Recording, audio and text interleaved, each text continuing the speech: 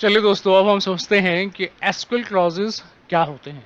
तो एसक्यूएल के अंदर कुछ क्लॉजेस तो हम पहले समझ चुके हैं। अब कुछ और क्लॉजेस जो इसके अंदर हैं उसको हम समझ लेते हैं। हमारे पास एसक्यूएल क्लॉजेस के अंदर आपके पास है वेयर क्लॉज है, फ्रॉम क्लॉज है, having, order by, distinct and group by. तो इन सब के अलग अलग यूज़ हैं और अलग अलग पर्पस के लिए हम इन्हें यूज़ करते हैं। तो हम एक एक करके समझेंगे कि इन सब का यूज़ क्या है और इसे हम किस तरीके से करते हैं। अब पहला हमारे पास है डिस्टिंक्ट। डिस्टिंक्ट क्या कहता है? Retrieve unique records. इसका मतलब अगर आपके पास टेबल के अंदर मल्टीपल रिकॉर्ड्स हैं, उन मल्टीपल रिकॉर्ड्स के अंदर अगर आपके पास डुप्लीकेट एंट्रीज हैं, तो आप अगर किसी स्पेसिफिक कॉलम के बेस पर सारे के सारे रिकॉर्ड्स को जो यूनिकली उसके अंदर एंटर्ड हैं टेबल के अंदर, आप उसमें से अपने रिजल्ट को लेके आना चाहते हैं, तो आप डिस्टिंक्ट क्लॉज यूज़ कर सकते हैं। फिर आता है हमारे पास फ्रॉम क्लॉज। फ्रॉम क्लॉज आप लिस्ट टेबल्स बनाते हैं या फिर ज्वाइन लगाते हैं, उस टाइम पर हम यूज़ करते हैं। वैसे जब भी आप सिलेक्ट स्टेटमेंट यूज़ करते हैं तो आप फ्रॉम क्लॉज यूज़ करते हो। ऐसे आता है वेयर क्लॉज। वेयर क्लॉज के बारे में हमने पहले बात की थी और हमने कहा था कि जो वेयर क्लॉज है वो आपके पास कंडीशन सेट करने के लिए यूज़ होता है, साथ ही हम फिल्टर करने के लिए यूज़ कर सकते हैं। यानी फिल्टर और कंडीशन दोनों के लिए हम इसे यूज़ करते हैं, यानी कंडीशन के बेस पर हमारा फिल्टर होके आ जाता है। तो वेयर क्लॉज आपका एक कंडीशन अप्लाई करता है जिसके बेस पर रोज जो है वो फिल्टर होके हमारे पास आती है। उसके बाद है आपके पास ऑर्डर बाय। ऑर्डर बाय क्या होता है? ये सॉर्टिंग क्लॉज है। यानी अगर आप अपने आइटम सेट को या रिजल्ट सेट को असेंडिंग या डिसेंडिंग ऑर्डर में किसी स्पेसिफिक कॉलम के बेस पर अरेंज करना चाहते हैं, तो आप सॉर्ट करने के लिए ऑर्डर बाय यूज़ कर सकते हैं। उसके बाद हमारे पास आता है ग्रुप बाय करने के लिए। तो ग्रुप करने का मतलब ये होता है कि अगर आप किसी कॉलम को एक या एक से ज़्यादा कॉलम को अगर आप ग्रुप करना चाहते हैं, तो उस केस के अंदर हम ग्रुप बाय क्लॉज यूज़ करेंगे।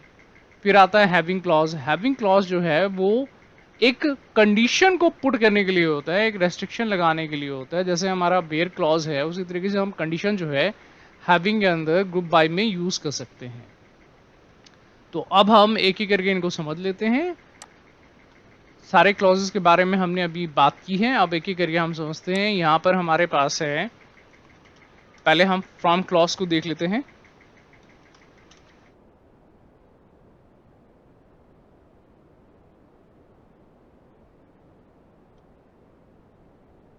हमारे पास एक टेबल है स्टूडेंट नाम से। स्टूडेंट नाम, इस टेबल के अंदर कुछ रिकॉर्ड्स हमारे पास दिए हुए हैं। तो ये जो आपने लगाया ये फ्रॉम क्लॉज है।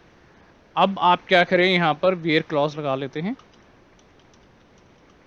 तो वेयर क्लॉज के अंदर हमने कहा कि जो कंडीशन अगर आपको लगानी है किसी भी सिलेक्ट स्टेटमेंट के साथ, तो आप वेयर क्लॉज लगा सकते हो। यहाँ पर आप वेयर क्लॉज लिखिए। वेयर मैंने कहा कि भाई मुझे उन रिकॉर्ड्स को आप डिस्प्ले कराएं जिसकी एज एक स्पेसिफिक रेंज के अंदर हो। जैसे पहले हम कर चुके हैं, तो यहाँ पर हम कर लेते हैं age should be greater then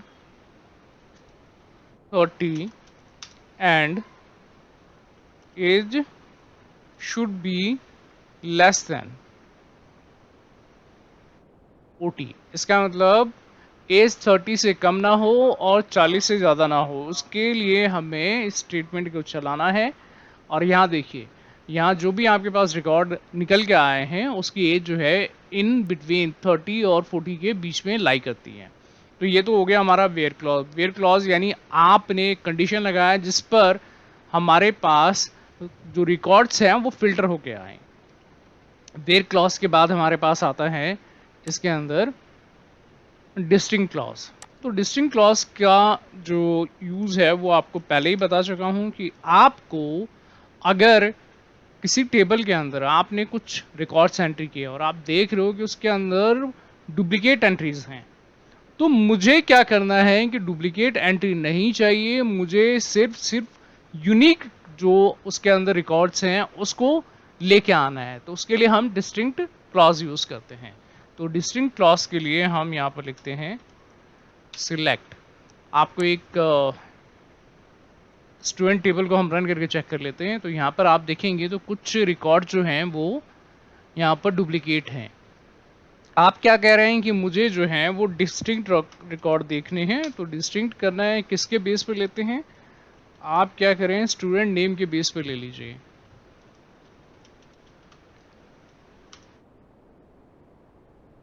हमें लेना है स्टूडेंट टेबल से। तो अगर हमने इसको रन किया तो यहाँ पर क्या हुआ, आपके पास इसके अंदर क्या नाम है चेक कर लेते हैं। स्टूडेंट नेम, तो स्टूडेंट नेम, अब हम रन करते हैं तो यहाँ देखिए, इसका मतलब सिर्फ 4 आपके पास जो है वो यूनिक जो है यहाँ पर एंट्री है, बाकी जो है वो डुप्लीकेट एंट्री है। अगर आप यहाँ पर एज में चेक करें तो एज में भी अभी हमने देखा था कि बहुत सारी डुप्लीकेट एंट्री हैं, और अगर मैं एज के बेस पर डाटा को देखना चाहता हूँ और यूनिकली आइडेंटिफाई करना चाहता हूँ, तो यहाँ पर एज के बेस पर ये डाटा जो है वो हमारे पास आ जाता है। तो डिस्टिंक्ट का मतलब ये हुआ कि आप जो भी रिकॉर्ड लेके आ रहे हैं वो पर्टिकुलर किसी आइटम के बेस पर, किसी कॉलम के बेस पर लेके आ रहे हैं। तो इस तरीके से आप जो है डिस्टिंक्ट क्लॉज को यूज़ कर सकते हो। उसके बाद हमारे पास आता है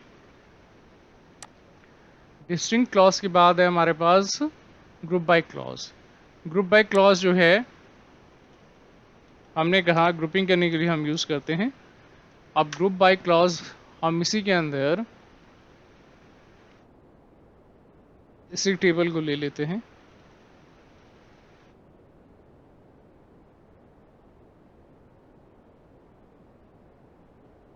हम क्या करते हैं, ग्रुप बाय क्लॉज जब भी आप लगाओगे तो आपको एक एग्रीगेट फंक्शन लेना पड़ेगा। बिना एग्रीगेट फंक्शन के आप ग्रुप बाय क्लॉज यूज़ नहीं कर सकते। तो हम क्या करते हैं, यहाँ पर काउंट लिखते हैं और ईच कॉलम को ले लेते हैं एज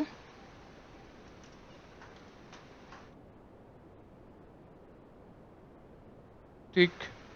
अब यहाँ पर हमें लगाना है ग्रुप बाय, तो यहाँ लगाइए ग्रुप बाय ईच और इसको रन करके देखिए।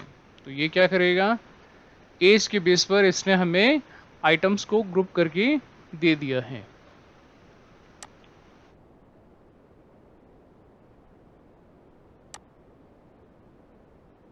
ये देखिए, ग्रुप बाय क्लॉज में आप ध्यान रखिएगा कि आप जिन जिन कॉलम्स को ग्रुपिंग के लिए यूज़ करेंगे उन्हीं कॉलम्स को आप यहाँ पर कॉल कर सकते हैं। अगर मान लें मैंने यहाँ पर एज कॉलम को यूज़ किया तो मैं एज कॉलम को ही यूज़ कर सकता हूँ, बाकी अगर आप करेंगे तो वो एक्सेप्ट नहीं करेगा।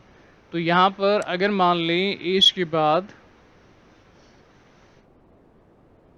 अगर आप नेम को करना चाहें तो नेम के लिए भी आप यहाँ पर लगा दीजिए काउंट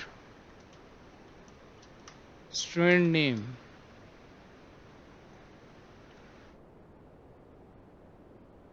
एज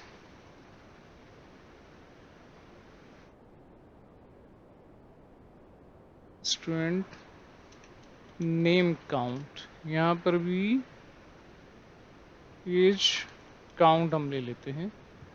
और अब अगर आप इसके अंदर यहाँ पर दिखाना चाहें कि मुझे स्टूडेंट नेम भी दिखाना है और एज भी दिखाना है, और यहाँ पर ग्रुप बाय करना है मुझे एज से और स्टूडेंट नेम से। अब आप इसे रन करिए, ये देखिए यहाँ पर इसने क्या किया, स्टूडेंट नेम का काउंट दिखा दिया है कि ये जो है आपका स्टूडेंट नेम ये 3 टाइम आया है। ऐसे एज के बेस पर अगर आप देखोगे तो एज काउंट भी जो है वो 3 जो है ये आपके पास आ रहे हैं। इसी तरीके से नेम के बेस पर अगर इसे यूज़ कर रहे हैं तो ये 3 टाइम है, ये आपका 3 टाइम है।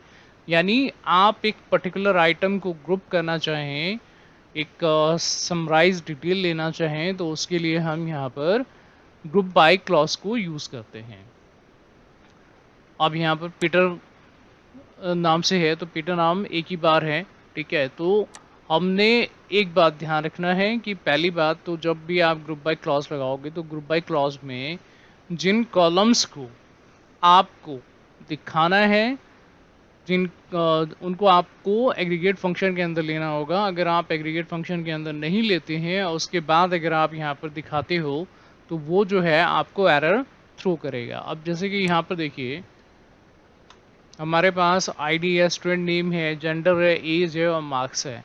अब मान लो अगर मैं यहाँ पर मार्क्स को भी दिखाना चाहता था, तो मार्क्स को दिखाने के लिए अगर मैं इसे ग्रुप बाय क्लास के अंदर लगाऊंगा तो ये एरर देगा। इसका मतलब आप अगर मार्क्स लेना चाहते हैं तो मार्क्स को भी आपको एग्रीगेट फंक्शन में डालना पड़ेगा, उसके बाद ही आप यूज़ कर पाएंगे, अदरवाइज़ आप यूज़ नहीं करेंगे। अगर आप यूज़ यहाँ पर कॉल करने की कोशिश करते हैं कॉलम को, तो वो आपको एरर थ्रो कर देगा।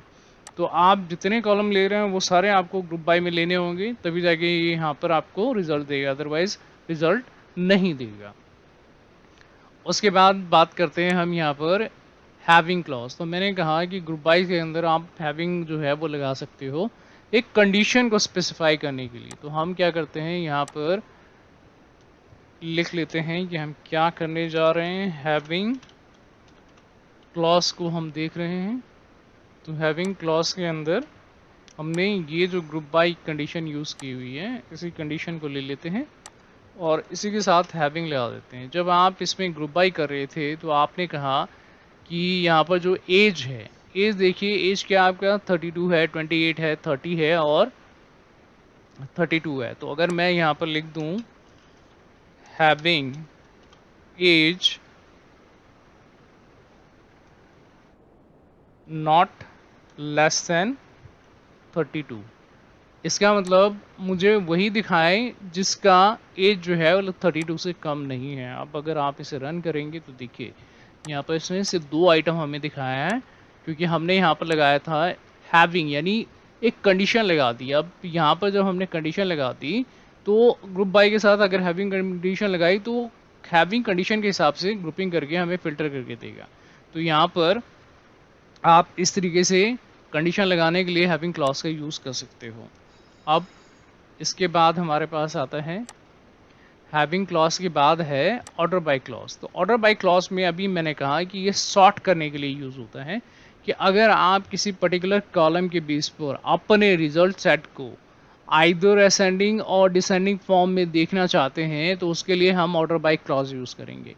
तो ऑर्डर बाय क्लॉज के अंदर आपके पास 2 कीवर्ड होते हैं, एक है ASC for sorting result in ascending order और सेकेंड है आपका DSC for sorting result in descending order.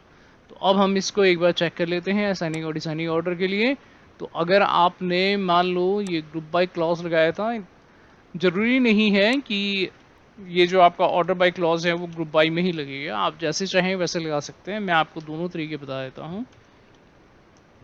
Order by मैंने कहा कि यहाँ पर मुझे स्टूडेंट नेम चाहिए और बाय डिफ़ॉल्ट जो होता है वो असेंडिंग ऑर्डर होता है, आप बाय डिफ़ॉल्ट यूज़ करके चल सकते हैं यहाँ पर। तो ये देखिए AJL और P ये आ रहा है। अगर आप मान लो कि नहीं बाय डिफ़ॉल्ट ऑर्डर नहीं चाहते हैं, आप इसे डिसेंडिंग ऑर्डर में चाहते हैं, तो ये रिवर्स हो जाएगा रिजल्ट आपका और यहाँ पर इस तरीके से दिखाएगा। अब मान लो कि ऑर्डर बाय मैंने कहा कि ज़रूरी नहीं है कि आप हैविंग क्लॉज के साथ लगाएं, इसको आप इस तरीके से भी लगा सकते हैं ऑर्डर बाय, और यहाँ पर नाम दे दीजिए कि स्टूडेंट नेम के बेस पर मुझे ऑर्डर करना है और रिज़ल्ट देखना है। तो आप इसको रन करेंगे तो यह आपको स्टूडेंट नेम के बेस पे दिखा देगा। ये देखिए A से जो पहले स्टार्ट हुए हैं वो आपको दिखा रहा है, फिर J से, फिर L से, फिर P से। तो इस तरीके से ऑर्डर बाय क्लॉज जो है आप इम्प्लीमेंट कर सकते हैं। जहां आपको जिस फॉर्म में सॉर्ट करने की ज़रूरत है तो आप सॉर्टिंग के लिए ऑर्डर बाय क्लॉज यूज़ कर सकते हो। तो ये हो गई हमारी different type of clauses. Okay, अब हम देखते हैं कि स्ट्रिंग फंक्शन एसक्यूएल सर्वर के अंदर कैसे काम करते हैं। हमारे पास कुछ प्री डिफाइंड फंक्शंस हैं जिसके अंदर इनपुट जो है वो स्ट्रिंग ले जाता है और आउटपुट में या तो स्ट्रिंग या फिर कोई न्यूमेरिक वैल्यू हमें मिलती है। तो कुछ स्ट्रिंग फंक्शन है जो कि हम क्वेरी के अंदर यूज़ करते हैं, उसके अंदर से हम यहाँ पर कुछ को डिस्कस करने वाले हैं। तो पहला हम स्टार्ट करते हैं। पहला हमारे पास है अस्काई। तो अस्काई का जो फंक्शन है उसके अंदर कोई भी आप कैरेक्टर पास करते हैं तो उसके बदले वो हमें अस्काई वैल्यू उस कैरेक्टर के अगेंस्ट में जो होता है वो रिटर्न करता है। तो हम चेक कर लेते हैं, हमारे पास एक टेबल है इसके अंदर जो हमारे पास नेम कॉलम है, इसके लिए हम अपने फंक्शंस को चेक करते हैं। सबसे पहले हम करते हैं स्काई के लिए select sky student name from student. अगर आप इनको चेक करें, ध्यान रखिएगा, जब आप कोई भी इसके अंदर वैल्यू डालेंगे तो उसके अंदर जो लेफ्ट मोस्ट वैल्यू होती है, यानी सपोज करें हमारे पास यहाँ पर नेम है पीटर, तो पीटर में ये रिटर्न जो करेगा सिर्फ पी की वैल्यू का रिटर्न करेगा। यानी लेफ्ट मोस्ट साइड में जो हमारे पास पहला कैरेक्टर है उसके लिए एसकाई वैल्यू रिटर्न करेगा। तो इस तरीके से हमारे पास जितने भी कॉलम्स थे, जिनकी जितने भी रोज थे, उसमें नेम के अगेंस्ट में जो स्काई वैल्यू बनती है पहले कैरेक्टर के लिए, वो इसने हमें रिटर्न कर दिया। अब दूसरा फंक्शन हमारे पास है कैर। तो कैर के लिए क्या कहता है कि कैर के अंदर आप return the character based on the sky code, यानी अगर आप यहाँ पर कोई भी स्काई वैल्यू भेजेंगे तो उसके बेस पर जो कैरेक्टर बनेगा, जो कैरेक्टर होगा, वो कैरेक्टर ये हमें रिटर्न करेगा। अब हम यहाँ देख लेते हैं, इसी को यूज कर लेते हैं कैरेक्टर के लिए।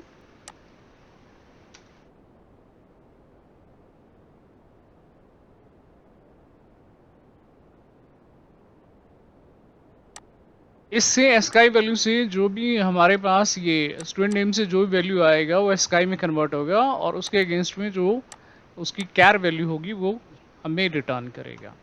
तो देखिए यहाँ पर जो भी पीटर था उसमें पी, यानी जो भी फर्स्ट लेटर है उसके लिए इसने हमें कैर वैल्यू रिटर्न कर दिया on the basis of sky value. इसके बाद हमारे पास आता है कैर इंडेक्स।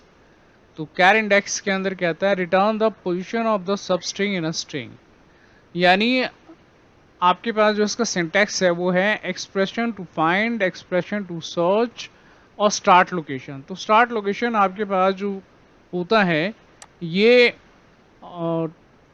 ऑप्शनल है, आप डालें या ना डालें आपके ऊपर डिपेंड करता है।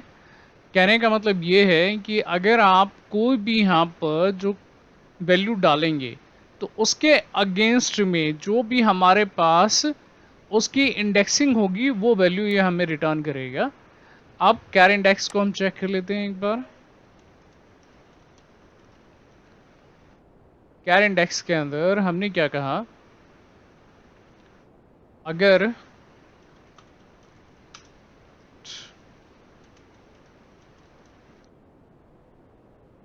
कैर इंडेक्स में हमें यहाँ पर कहता है कि एक्सप्रेशन टू फाइंड, आपको क्या find out, expression to find कौन सा वैल्यू है जिसमें आपको ढूंढना है और आपको क्या ढूंढना है वो आपको यहाँ पर मेंशन करना पड़ेगा। तो अगर आपने यहाँ पर कहा कि मैं ई ढूंढना चाहता हूँ, जितने भी आपके पास स्टूडेंट नेम की कॉलम है उसके अंदर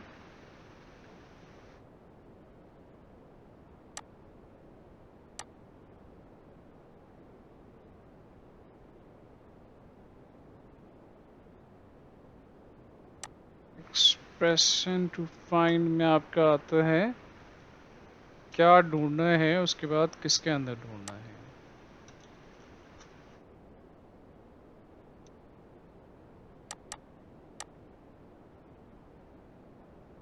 ये देखिए यहाँ पर जो भी हमारे पास स्टूडेंट नेम थे, ठीक है, इसको हम दे देते हैं एज कैर इंडेक्स और यहाँ पर कॉलम ले लेते हैं स्टूडेंट नेम।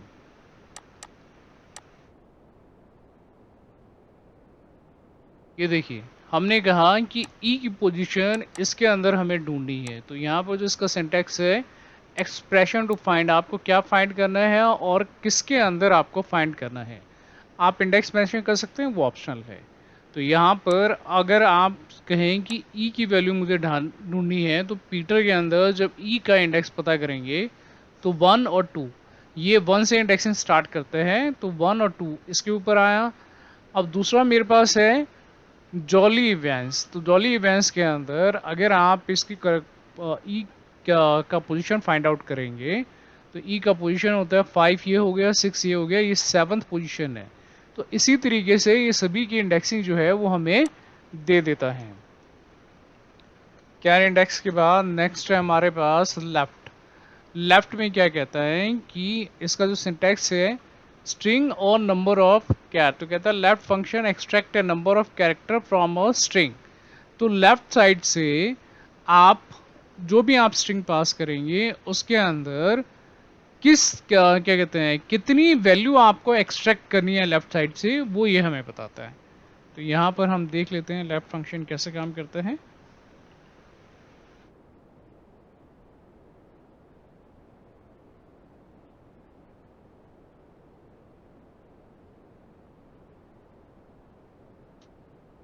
स्टूडेंट नेम, और हम कहते हैं कि लेफ्ट साइड से हमें सभी की 3 वैल्यू चाहिए। साथ ही हम इसका कॉलम नेम भी ले लेते हैं ताकि हमें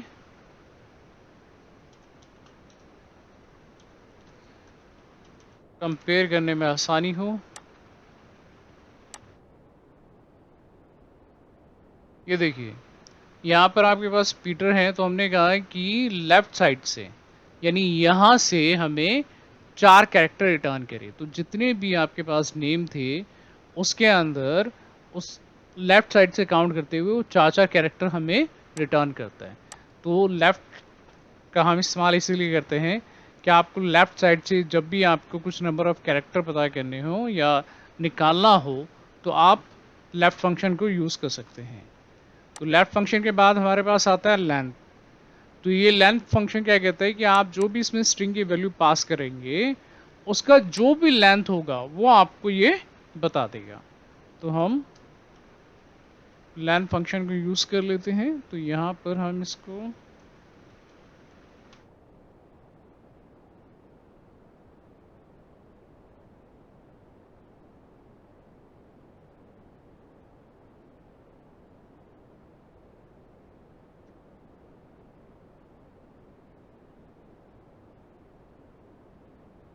रन कीजिए फंक्शन। देखिए यहाँ पर आपका जो नेम था पीटर, ठीक है, यहाँ पर इसको आप कोई नेम देना चाहें तो नेम दे सकते हैं एज लेंथ। लेंथ कीवर्ड है तो लेंथ ना लिखकर नेम लेंथ करके डाल दीजिए। तो यहाँ पर जब आप काउंट करेंगे तो जितना भी नेम है उसकी कितनी लेंथ है, यानी कितने नंबर ऑफ कैरेक्टर हैं, वो यहाँ पर आपको लेंथ से पता चल जाएगा। इसके बाद हमारे पास आता है लोअर। कहता है इसमें आप जो भी एक्सप्रेशन डालेंगे उसको ये लोअर फॉर्म में कन्वर्ट करते हैं। Lower function converting a string to lower case, यानी लोअर केस में ये कन्वर्ट कर देता है। तो यहाँ पर लोअर फंक्शन को हम देख लेते हैं क्या करेगा। अब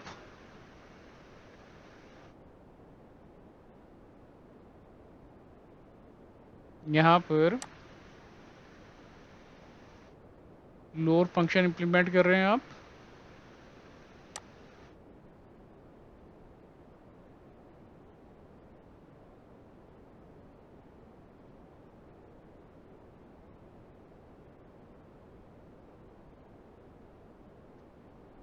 हमने कहा ये नेम जो है वो लोअर फॉर्मेट के अंदर है। अब आप इसे रन कीजिए। देखिए यहाँ पर जो आपका फर्स्ट लेटर था वो कैप्स में था, तो यहाँ पर उसने स्मॉल लेटर में कन्वर्ट कर दिया। ये भी आपका कैप्स में था तो इसको उसने स्मॉल लेटर में कन्वर्ट कर दिया। तो लोअर क्या करता है कि जो जो भी स्ट्रिंग आप पास करते हैं उसको वो लोअर केस में कन्वर्ट कर देता है, यानी सभी जो है वो स्मॉल लेटर में कन्वर्ट हो जाते हैं। अब आपके पास है एल ट्रिम। एल ट्रिम में क्या कहता है कि इस फंक्शन के अंदर आपने जो भी स्ट्रिंग दिया तो वो क्या करेगा, remove the leading spaces from the string. यहाँ से लेफ्ट साइड से अगर आपने कोई वैल्यू दी है जिसके में लेफ्ट साइड से कुछ भी स्पेस आ रहा है तो वो स्पेस को वहाँ से ख़त्म कर देगा। ये आपका एल्ट्रिम है।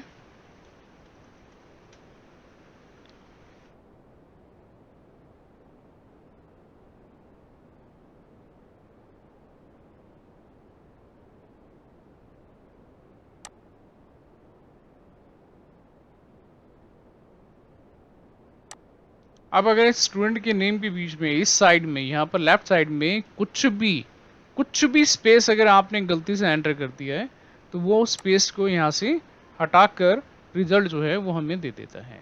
तो इस तरीके से एल्ट्रिम जो है हमारा काम करता है। लेफ्ट साइड से जितनी भी स्पेसेस होते हैं उसको वो रिमूव कर देता है। इसके बाद हमारे पास आता है पैट इंडेक्स।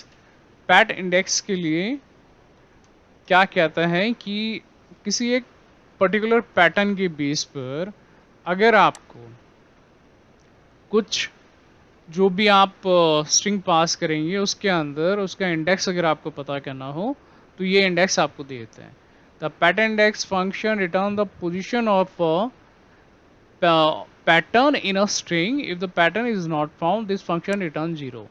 कहने का मतलब ये है कि पैटर्न इंडेक्स में अगर वैल्यू उसको मिल जाती है तो ठीक है, अदरवाइज अगर वो पैटर्न जो आपने यहाँ पर पास किया है वो अगर नहीं मिलता तो ये क्या करेगा, हमें 0 रिटर्न करेगा। पैटर्न इंडेक्स के लिए आप ध्यान रखिएगा, यहाँ पर ये परसेंटेज शो कर रहे हैं बट वाइल्ड कार्ड जो आपने यूज़ किया था वो सारा यहाँ एज ए पैटर्न यूज़ कर सकते हैं। तो यहाँ पर हम इसको दोबारा से यूज़ कर लेते हैं। अब यहाँ पर हमें ढूंढना क्या है, अगर आप नेम देखें तो मैं ढूंढना चाहता हूँ कि फर्स्ट जो आपके पास है या लास्ट में कुछ हम ढूंढ लेते हैं कि एस में सब जगह ढूंढना चाहता हूँ। तो मैं यहाँ कहता हूँ स्टार्टिंग में कुछ भी हो लेकिन लास्ट में मुझे एस पता करना है, ठीक है, और उसका इंडेक्स पता करना है। तो यहाँ पर ये हमें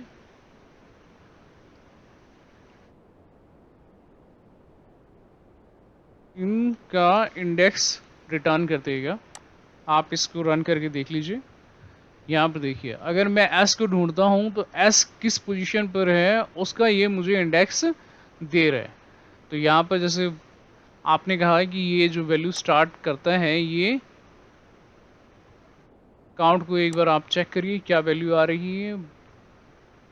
0 1 2 3 4 5 6 7 8 9 10 11 यानी 11th पोजीशन पर ये हमें दे रहा है वैल्यू और ये 0 से इंडेक्सिंग को स्टार्ट कर रहा है। इसी तरीके से आप जब भी कुछ भी इसके अंदर पैटर्न के बेस पर पास करते हैं तो जो भी आपने वाइल्ड कार्ड पहले समझा हुआ था तो वाइल्ड कार्ड भी एज अ पैटर्न में आप यहाँ पर डालेंगे तो उसके बेस पर ये जो भी सर्च रिजल्ट होगा वो हमें दे देगा। तो ये हो गया आपका पैटर्न इंडेक्स। अब अगर आप अगला देखें तो कहता है रिप्लेस। रिप्लेस क्या कहता है, रिप्लेस का जो फंक्शन है उसके अंदर आप क्या करेंगे, जो भी स्ट्रिंग है उसके अंदर जो भी आपका वैल्यू है मतलब कोई पुरानी वैल्यू है उसमें से उसको हटाकर अगर आपको कोई नई वैल्यू उसमें इंसर्ट करनी है तो उसके लिए हम रिप्लेस फंक्शन यूज़ करते हैं। तो replace function replaces all occurrence of A substring with in a string with a new substring. कहता है कि जो हमारे पास एक्सप्रेशन है उसमें कोई पुरानी स्ट्रिंग को हटाकर उसके बदले अगर कुछ हम डालना चाहें तो रिप्लेस फंक्शन हम ऐड कर सकते हैं। तो हम इसी को रिप्लेस फंक्शन के लिए भी यूज़ कर लेते हैं।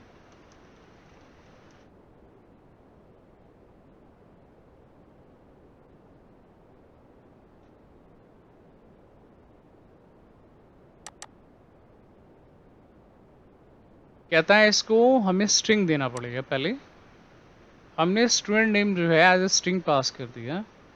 अब इसमें मैं कहता हूँ कि जहाँ जहाँ पर इसको ई मिले उसको ये रिप्लेस कर दें डेमो से। तो ये भी स्ट्रिंग पास करना पड़ेगा आपको।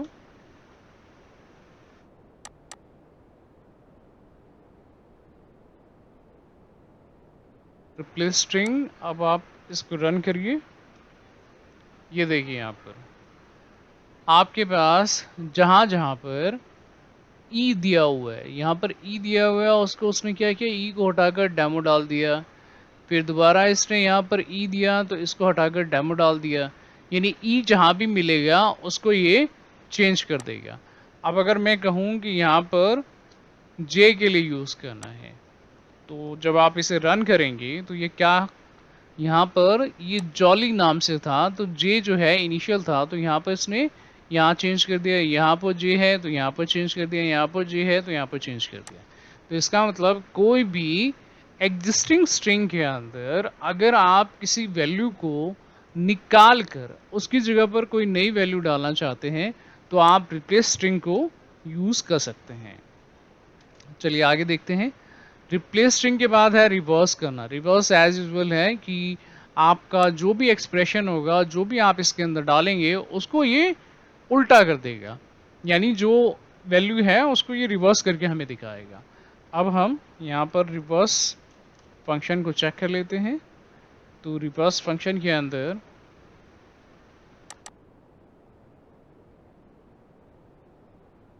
हमने क्या कहा कि जो हमारा स्टूडेंट नेम है, इस स्टूडेंट नेम को वो रिवर्स करके दे दे हमें।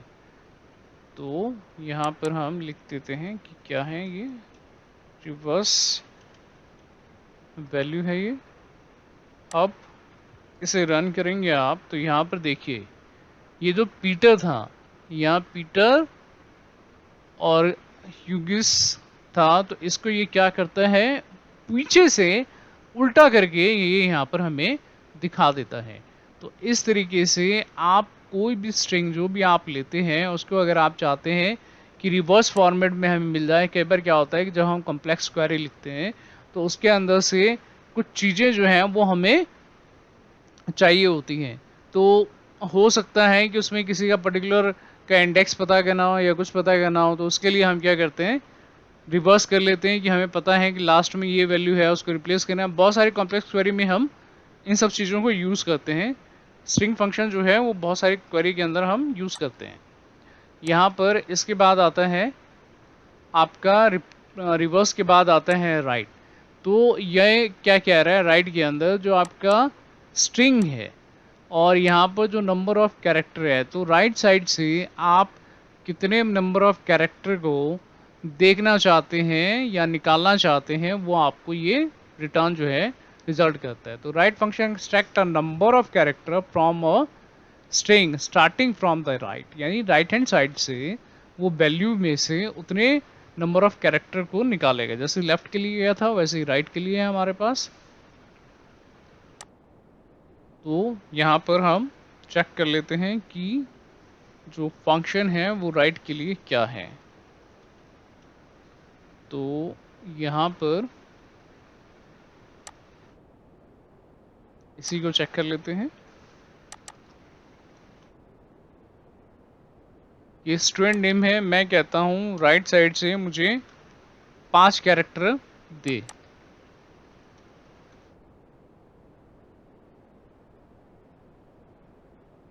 अब आप इसे रन करिए। ये देखिए ये आपका राइट हैंड साइड है। तो राइट हैंड साइड से ये क्या कर रहा है, हमें 5 कैरेक्टर सबके देता जा रहा है। तो राइट हैंड साइड के जितने भी 5 कैरेक्टर वो हमें ये रिटर्न करना है। तो राइट फंक्शन को आप यूज़ करेंगे। लेफ्ट हैंड के लिए अगर रिटर्न करना है तो लेफ्ट फंक्शन को यूज़ करेंगे। इसके बाद आता है हमारे पास आर ट्रिम।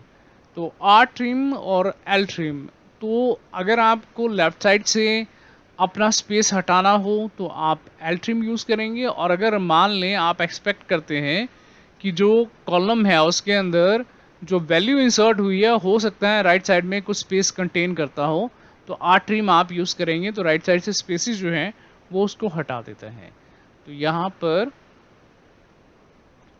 आर ट्रिम हम देख लेते हैं। आर ट्रिम के लिए हम इसी स्टेटमेंट को यूज़ कर लेते हैं। आपको इसमें हो सकता है फ़र्क कुछ समझ में ना आए। अगर आप किसी भी स्ट्रिंग को अपडेट करते हैं तो वो आपको पता चल सकता है कि राइट साइड से जब वो वैल्यू जो स्पेसिस से हटा दिया जाता है तो वैल्यू हमें कैसे दिखती है। ये रहा, राइट साइड से स्पेसिस हटाने के बाद कुछ इस तरीके से वैल्यू आएगा, यानी वही जो वैल्यू अगर स्पेसिस कंटेन करता है तो सिर्फ स्पेसिस को हटाने के लिए हमारे पास ये राइट आर्टरिंग फंक्शन हम यूज़ करते हैं। अब इसके बाद हमारे पास आता है स्पेस। तो स्पेस फंक्शन में क्या करना है, स्पेस क्या कहता है, function return a string of specified number of space character.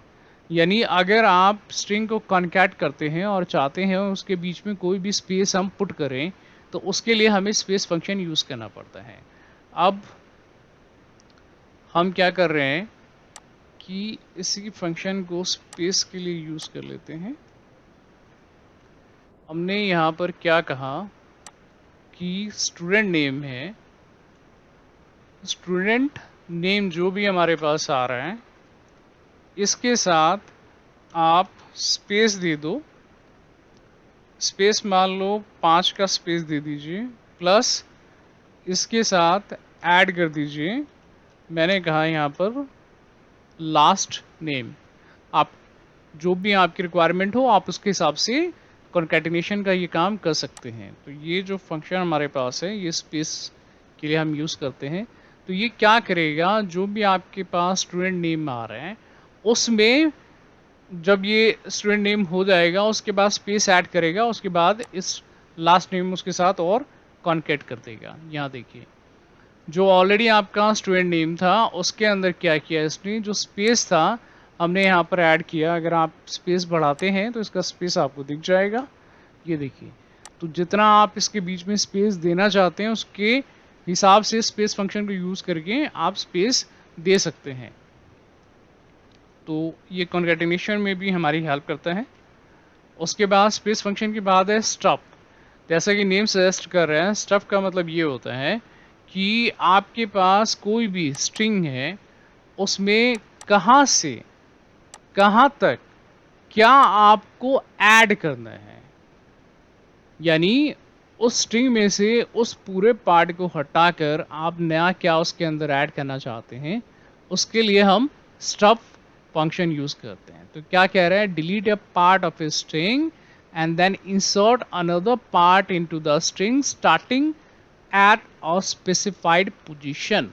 यानी एक पर्टिकुलर पोजीशन से वैल्यू को आप हटाकर कोई जो स्ट्रिंग आपके पास है उसमें कहाँ से आप ने उसमें वैल्यू हटानी है, उसको हटाकर कितनी लेंथ तक वैल्यू हटानी है और नई स्ट्रिंग में आप ऐड कर सकते हैं।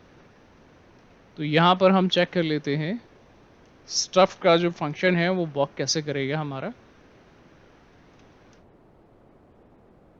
अब मैं यहाँ पर कहता हूँ स्टफ, तो स्टफ में हमने कहा कि हमारा स्टूडेंट नेम है। स्टूडेंट नेम में आप क्या करो कि फर्स्ट पोजीशन से हमें क्या करना है 5 वैल्यू तक रखना है और इसके अंदर ऐड कर देना है डेमो। देखिए क्या रिटर्न करेगा। देखिए ये पहले जो आपके पास दिए हुए थे ये 5 कैरेक्टर ही तक दिया हुआ था, तो इस 5 कैरेक्टर को हटाकर उसने इसको यहाँ से रिप्लेस किया, फर्स्ट पोजीशन से उसने काउंट किया, इस पूरे को 5 पोजीशन तक जो भी इस पे वैल्यू आई उसको ये हटाता गया। अब मान लो अगर मैं यहाँ पर सिर्फ 2 पोजीशन के लिए करता हूँ तो ये क्या करेगा 2 लेंथ के लिए। ये देखिए यहाँ पर जो आपके पास पहला पोजीशन है और दूसरा पोजीशन है इसको हटाकर इसने क्या किया, डेमो जो हमने इसको पास किया था उसको हटा दिया। यानी जो स्ट्रिंग है उसके अंदर से पोजीशन से उतने कैरेक्टर तक के स्ट्रिंग को हटाया और नए स्ट्रिंग को ऐड कर दी। तो ये जो है ये स्टफ फंक्शन है कि एग्जिस्टिंग स्ट्रिंग के अंदर कुछ हटा कर उसकी जगह पर कुछ रिप्लेस करना है तो आप कर सकते हो। स्टफ के बाद आता है हमारे पास अपर। तो अपर फंक्शन क्या कहता है कि जो भी आपके पास स्ट्रिंग है, उन सब को अगर आप कैप्स में कन्वर्ट करना चाहते हैं तो आप अपर को यूज करें।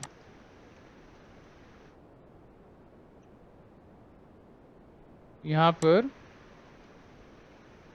ये देखिए, जैसे आपने लोअर में कन्वर्ट किया था वैसे ही आप अपर केस के अंदर भी कन्वर्ट कर सकते हैं। तो ये जो आपके पास जितने भी इसमें कैरेक्टर होंगे वो सारे के सारे हमें अपर केस में दिखने शुरू हो जाते हैं। तो अब अपर के बाद हम देखते हैं हमारा है ट्रिम। अभी आपने समझा कि एल ट्रिम, आर ट्रिम और ट्रिम, तीन तरह के हमारे पास ट्रिमिंग फंक्शन है। तो एल ट्रिम यानी लेफ्ट साइड से अगर आपको सिर्फ लेफ्ट साइड से हटाना है तो आप एल ट्रिम यूज़ कीजिए। अगर राइट साइड से स्पेस को हटाना है तो आप आर ट्रिम यूज़ कीजिए। और अगर आपको दोनों साइड से, लेफ्ट से और राइट से, स्पेसिस को हटाना है तो फिर आप ट्रिम फंक्शन यूज़ कर सकते हैं। तो यहाँ पर ट्रिम फंक्शन हम यूज़ कर रहे हैं। एक वैसे ही नॉर्मल सा स्टेटमेंट हम देख लेते हैं, सिलेक्ट ट्रिम, और मैं यहाँ क्या कहता हूँ, ये और यहाँ स्पेस देता हूँ, डेमो लिखता हूँ और स्पेस देता हूँ। उसके बाद इसको मैं रन करता हूँ। तो यहाँ पर देखिए ये जो वैल्यू देगा, ये लेफ़्ट साइड से जो स्पेस था वो हटा दिया, राइट साइड से स्पेस था वो हटा दिया और ट्रिम फंक्शन यहाँ लगा दिया। अब मैं एग्जिस्टिंग के साथ इसलिए नहीं लगा रहा था कि जब आप एग्जिस्टिंग के साथ लगाएंगे तो आपको उसमें जो डिफरेंस है वो समझ में नहीं आएगा। तो अगर आप इसको एग्जिस्टिंग के साथ भी लगाएंगे तो एग्जिस्टिंग के साथ भी ये उसी तरीके से काम करेगा। आप यहाँ पर ट्रिम कर दीजिए और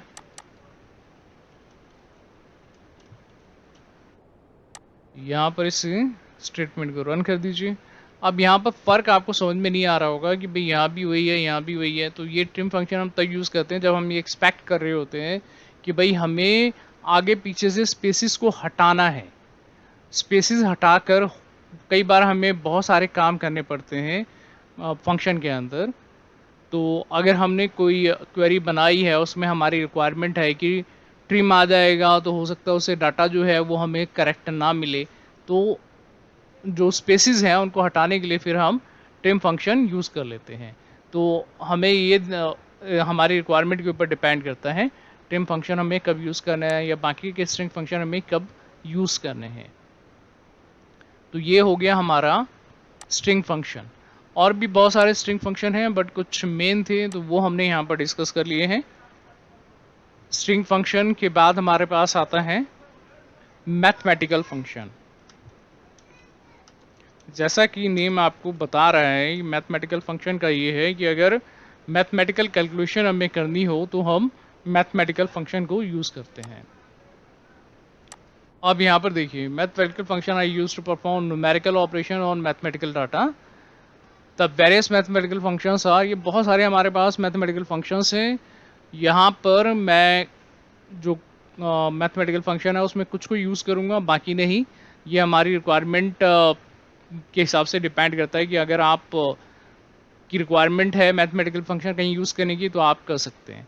ये यहाँ पर आपका फंक्शन का नेम, इसका सिंटैक्स क्या होगा और डिस्क्रिप्शन क्या है वो हम यहाँ पर दे चुके हैं। एक एक करके हम कुछ को यूज़ करके देख लेते हैं। जैसे एब्सोल्यूट है तो यहाँ आप न्यूमेरिकल वैल्यू डालिए और ये आपको एब्सोल्यूट वैल्यू रिटर्न करेगा। तो जो मैथ्स के बारे में जानते हैं वो समझते होंगे कि एब्सोल्यूट वैल्यू जो होती है वो क्या है। अब मान लो मैंने ये लिखा 23.097, तो यहाँ पर आप लगा दीजिए एब्सोल्यूट और देखिए ये आपको क्या रिटर्न कर रहा है। तो ये हमें रिटर्न वैल्यू में एब्सोल्यूट वैल्यू रिटर्न कर देता है। अब ऐसे ही अगर आप एब्सोल्यूट के बाद सपोज करें कि हम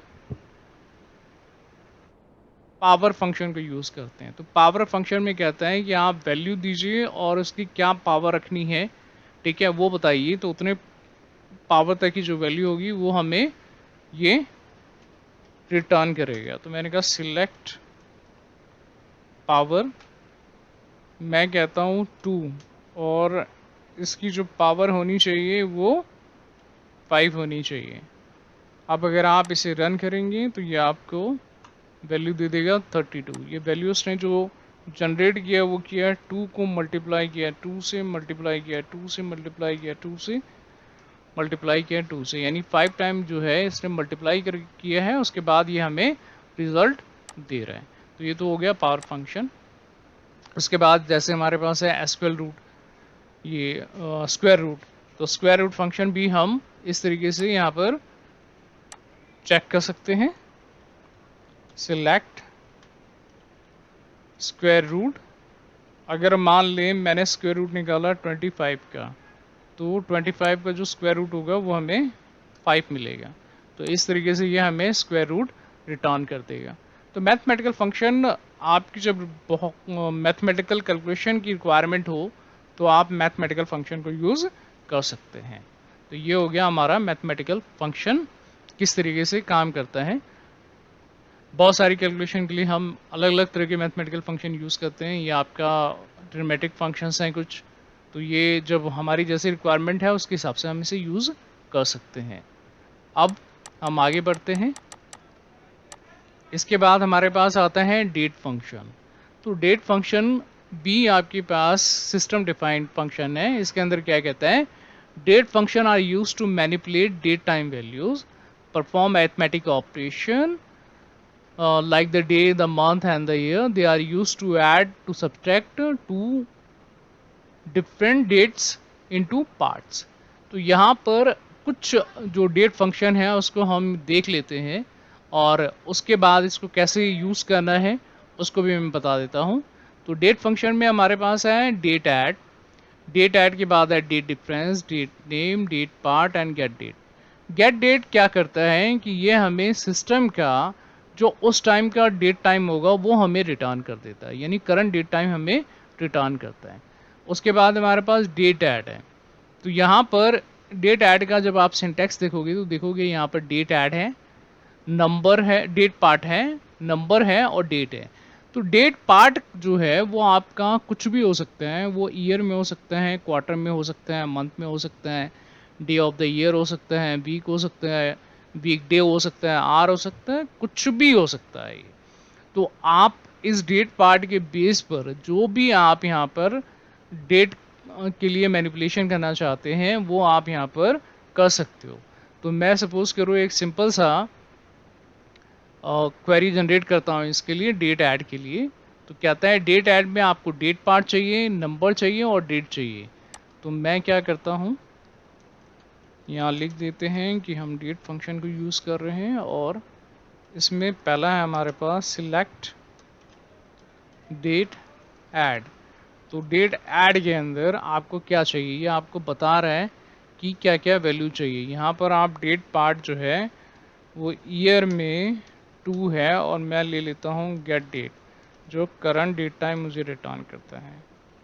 तो यहाँ पर देखिए क्या देगा मुझे रिटर्न, ये देखिए आपका ईयर के अंदर जो भी करंट डेट था उसके अंदर इसने डेट को ऐड कर दिया, तो 2 साल बढ़ गया। अभी 22 है तो 2 साल हमने बढ़ा दिया तो ये 24 हो गया। तो इस तरीके से आप डेट में मैनिपुलेशन कर सकते हैं। अगर आपको करंट डेट चाहिए तो यहाँ पर गेट डेट फंक्शन यूज़ करेंगे तो ये आपको करंट डेट टाइम दे देता है। तो ये है करंट डेट टाइम को देखने का। दूसरा है हमारे पास डेट डिफरेंस। तो डेट डिफरेंस अगर आपको पता करना हो कि भाई किस फॉर्म में मुझे डेट डिफरेंस चाहिए, ईयर की फॉर्म में, मंथ की फॉर्म में, या फिर कहें कि आपका आर की फॉर्म में, जिस फॉर्म में भी चाहें वो आप डेट डिफरेंस निकाल सकते हो। तो मैं यहाँ पर एक एग्जांपल लेकर आपको डेट डिफरेंस बता देता हूँ कि डेट डिफरेंस क्या है। Select date difference. तो डेट डिफरेंस में कहता है कि भाई आप डेट डिफरेंस किस फॉर्म में लेना चाहते हो। तो मैं सपोज करूं ईयर में लेता हूं और यहाँ पर एक डेट डालता हूं करंट डेट टाइम और दूसरा जो डेट है वो मैं डालता हूं, इसमें मैं ऐड कर देता हूं 5। अब अगर आप इन दोनों डेट के बीच का डिफरेंस देखना चाहेंगे ईयर में तो क्या है, ये आपको यहाँ पर कर देते हैं 5।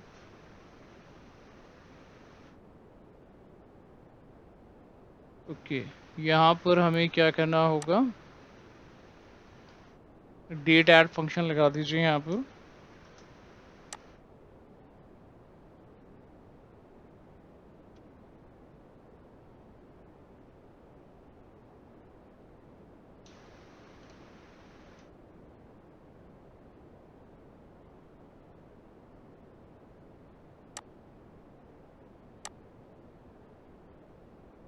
ये देखिए, इसमें क्या किया, अगर मैंने यहाँ पर एक डेट दी करंट डेट टाइम, और दूसरी डेट मैंने इसको पास की जो था आपका करंट डेट टाइम से 5 साल आगे का टाइम, तो हमने कहा इन दोनों के बीच का जो डिफरेंस है वो डिफरेंस निकाल के बताओ। तो इसने ईयर फॉर्म में मुझे बता दिया है कि इन दोनों के बीच का डिफरेंस जो है वो 5 ईयर है। अगर मैं कहूँ कि ईयर की फॉर्म में ना निकाल कर आप मुझे मंथ की फॉर्म में दीजिए, तो ये मंथ की फॉर्म में हमें दे देगा और बता देगा कितने मंथ का डिफरेंस होगा। इसी तरीके से आपको जिस फॉर्म में चाहिए उस फॉर्म में आप इसे निकाल सकते हैं। तो ये हो गया आपका डेट डिफरेंस। इसके बाद है डेट पार्ट। तो डेट पार्ट क्या कहता है, return date part from the listed date as the integer. अब आप मान लें कि डेट पार्ट देखना चाहते हैं किसी का, तो यहाँ पर लिखिए सिलेक्ट डेट पार्ट, और यहाँ पर आपको बताना है कि वैल्यू डेट पार्ट क्या है ईयर की फॉर्म में, और मैं यहाँ देखता हूँ गेट डेट के लिए निकाल लेते हैं इसको।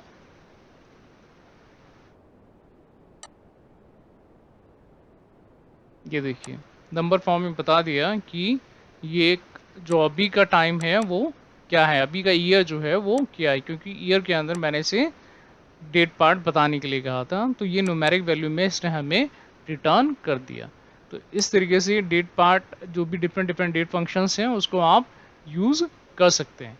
आपको ध्यान रखना होगा कि सभी के अंदर जो सिंटैक्स है उसके हिसाब से ही आपको पैरामीटर भेजने हैं, उसके बाद ये आपको रिजल्ट जो है वो रिटर्न करेगा। तो ये था हमारा डेट फंक्शन। डेट फंक्शन को कैसे मैनिपुलेट कर सकते हैं, वो तरीका था कि जो आपके पास already pre defined date function है उसको कैसे यूज़ करें, और उसका यूज़ करने का जो हमारे पास सिंटैक्स है वो हमें ध्यान रखना होगा, उसके हिसाब से हम डेट को मैनिपुलेट कर सकते हैं। अब आता है एलियास। एलियास क्या होता है, इसके बारे में हम पहले भी समझ चुके हैं, बट मैं एक बार दोबारा एलियास को बता देता हूँ। एलियास होता क्या है, आप अभी जैसे मैं नाम लिखता हूँ, कॉलम का नेम देता हूँ, एज लगाता हूँ, तो एज के बाद जब मैं नाम वहाँ पर पास करता हूँ तो वो एलियास मान लेता है उसका। कहता है select as statement use to rename the column name और table name temporary to provide security for the original table. This is known as aliasing and it's last until the existence of select statement. ये जब तक select statement है तब तक रहता है। Select as statement is use to create alias names for column और table by using with select statement. Select statement के साथ ही हम इसको यूज़ करते हैं। तो एलियास हमने कहा कि किस किस तरीके से होते हैं, रीनेम फॉर कॉलम और रीनेम फॉर टेबल। तो हम एलियासिस को चेक कर लेते हैं कि ये कैसे काम करेगा।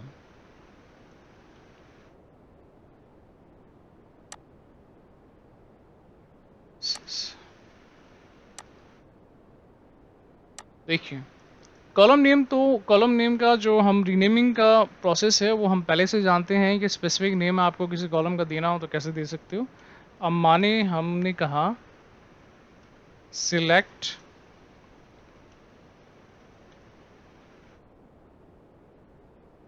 Student name from student. अगर आप यहाँ पर ये लेते हैं स्टूडेंट नेम, अगर आप लेते हो तो यहाँ पर स्टूडेंट नेम दे दिया। अब मैं अगर एलियास लगा देता हूँ तो इस कॉलम का जो भी आप रीनेम करना चाहें एज लगा कर उसको आप रीनेम कर सकते हो। यहाँ पर लिख सकते हैं नेम ओनली। तो ये क्या करेगा, उस कॉलम को रीनेम करके हमें नेम ओनली दे देगा। तो ये तो हो गया अगर आप किसी कॉलम को रीनेम करना चाहें उस तरीके से। अब मान लो मेरे पास इसके अंदर कॉलम है एज, इसको मैं लिख देता हूँ एज स्टूडेंट एज। तो ये कॉलम को रीनेम करके हमें दे देगा, जिसको हम एलियास कहते हैं। ये तो हो गया आपके पास कॉलम रीनेमिंग।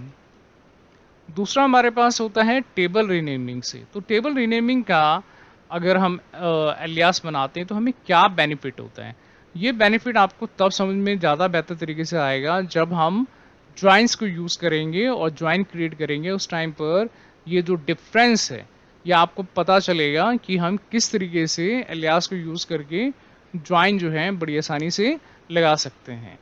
तो अगर मैंने कहा कि हम ऊपर कहीं टेबल जो है यूज़ कर लेते हैं और यहाँ पर स्टूडेंट को जो टेबल है इसको मैंने st नाम दे दिया। ठीक है, अब ज़रा इसको देखिए, आपको कोई फ़र्क तो समझ में आया नहीं कि इसके अंदर कोई फ़र्क है या नहीं है। लेकिन फ़र्क ये होता है कि अब जो आपने टेबल का एलियास बनाया है तो इसको आप इस तरीके से यहाँ पर कॉल कर सकते हो। ये भी ज्वाइन के अंदर जब आप करेंगे तो ये आपको ज़्यादा बेहतर तरीके से समझ में आएगा। उसके बाद आप यहाँ पर ले सकते हैं st डॉट, मान लें मेरे पास क्या है, जेंडर है।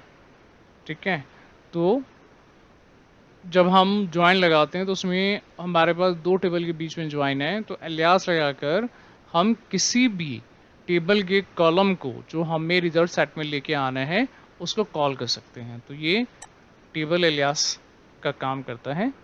तो इस तरीके से रिज़ल्ट तो आप इस तरीके से भी ला सकते हैं, बट ज्वाइन के अंदर एलियास बना के जब हम करते हैं तो वो हमारे लिए ज़्यादा आसान होता है।